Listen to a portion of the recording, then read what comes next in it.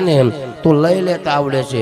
જૂનાગઢની દીવાન ચોકમાંથી 7-8 જણા એ ડાક વગાડતા વગાડતા નીકળે। 2-3 જણા ધૂણતા હતા, 2-3 ભૂવામાં હાકડું મારતા હતા।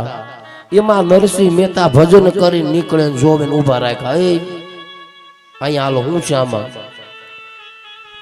એ કે આ બધું શું છે? તો કે આ મંડલું કહેવાય, વળગાર સીડો છે ને, આ વળગાર કાઢ્યો છે। જો આ દોણી રહ્યા, દોણીમાં ભેરો છે આ વળગાર, અને એને અમારે સ્મશાનમાં મૂકવા જાય છે। વળગાર ઘરે રખાય?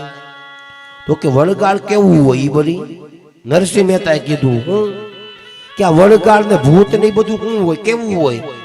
લાવો તો મને બતાવો ને।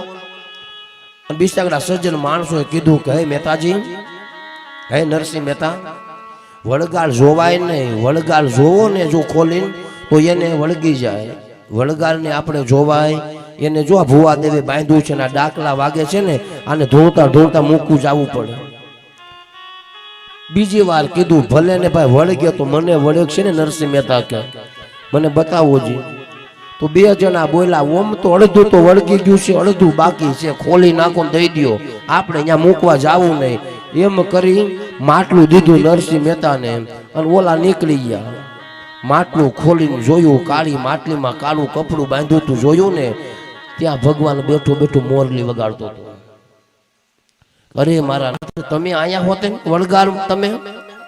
અને ત્યારે નરસિંહ મહેતાને કીધું કે સીધી રીતે કોઈ દે નહીં ને તો વળગાડ બનીને લઈ આવું, ભુવા બિહારીને લઈ આવું, ડાકલા વગાડીને લઈ લઉં, પણ મારો 10મો ભાગ તો હું લઈ લઉં, પછી ભલે ભૂત વળગું।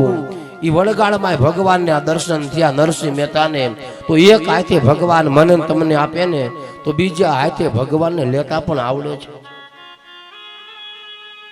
પણ આજ